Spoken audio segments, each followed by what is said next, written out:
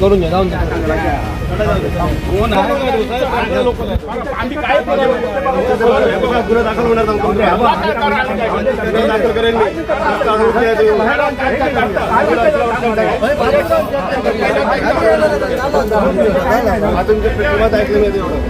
चला आता चला बाजूला आता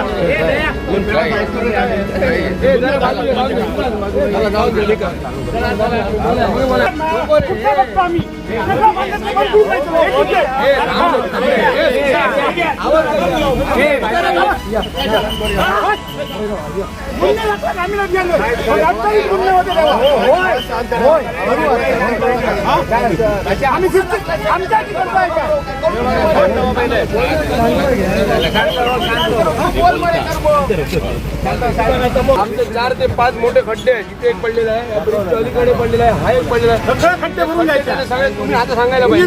तुम्ही लेखी द्या आम्हाला. करणार नाही अरे उचलायला नाही बघ.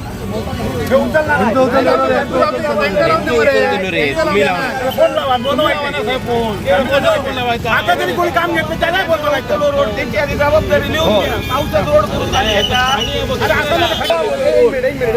फक्त हॉटेल उचललं तर परत करणार ना, उचललं तर परत करणार ना. आम्हाला लिहून द्यायला पाहिजे. लिहून द्यायला पाहिजे. लिहून द्यायला पाहिजे आम्हाला. कोणती लोक आम्हाला लिहून द्यायला पाहिजे. 50 मीटर बीबीएम करणार, 70 मीटर बीबीएम करणार. तो राहणार तसा त्याची जबाबदारी बघ सगळे डिपार्टमेंट तुमची डिपार्टमेंट घेणार आहे. आणि सगळे खड्डे भरायचे आणि पुढचे खड्डे भरायचे.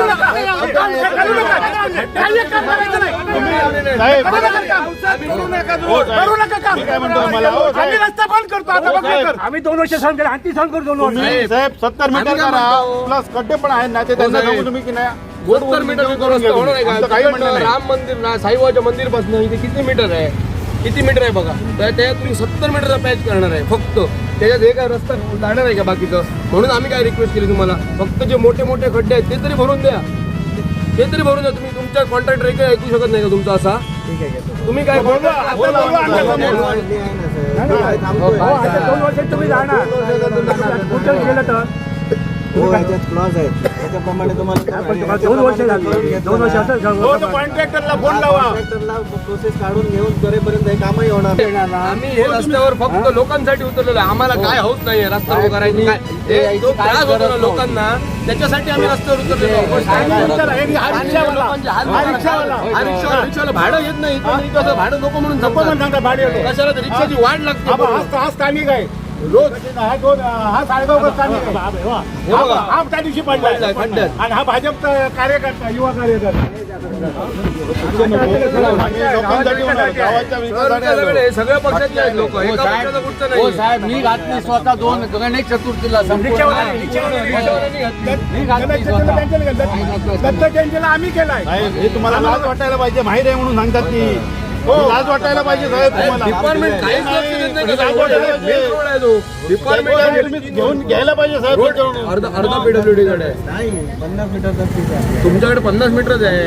हो बजेट मध्ये घातलं म्हणून रोड झेडपीकडे आता अगोदर तुम्ही काम चालू करा.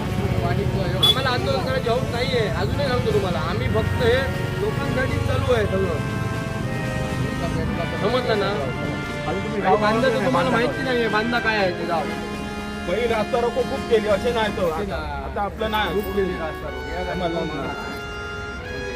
तुम्ही त्याला फक्त बोलून घ्या. तुम्ही आहे ना? असं ते स्वतः असं ते केव्हा दिली मला सांगा तुम्ही? 31 मे ची काम केलं. पाऊस रात्री पाऊस पडला आहे. 30 एप्रिल पर्यंत मुदत वाढ द्यायची त्याला. मे महिन्यात डांबरीकरणच होत नाही तरी तुम्ही मुदत वाढ दिली 31 मे पर्यंत. काल तर बाहेर पण केलं. मग त्यावेळी फक्त पाऊस होतो मध्ये. कॉन्क्रीटचं काम आहे मान्य आहे. ते कॉन्क्रीटचं साहेब पण ते कॉन्क्रीटचं मेजर काम 90% पूर्ण झालं आहे. 10% शिल्लक ते करायला तो येत नाही. तिकडे त्या गटरात उद्या तुम्हाला फोटो पाठवतो. गटरात पाणी आलं की सगळे खड्डे भरले पाहिजे. सगळं खड्डे भरून पहिली खड्डे भरून नंतर केव्हा दिली मला सांगा तुम्ही? 31 मे ची काल बाहेर काम केलं. पाऊस रात्री पाऊस पडला आहे. 30 एप्रिल पर्यंत मुदत वाढ द्यायची त्याला तुम्ही. मे महिन्यात डांबरीकरणच होत नाही तरी तुम्ही मुदत वाढ दिली 31 मे पर्यंत. कालच्या बाहेर पण केलं मग त्यावेळी फक्त पाऊस होतो मध्ये. कॉन्क्रीटचं काम आहे मान्य आहे ते कॉन्क्रीटचं साहेब पण ते कॉन्क्रीटचं मेजर काम 90% पूर्ण झालंय 10% शिल्लक ते करायला तो येत नाहीये. तिकडे त्या गटरात इथं तुम्हाला फोटो पाठवतो गटरात पाणी आलं की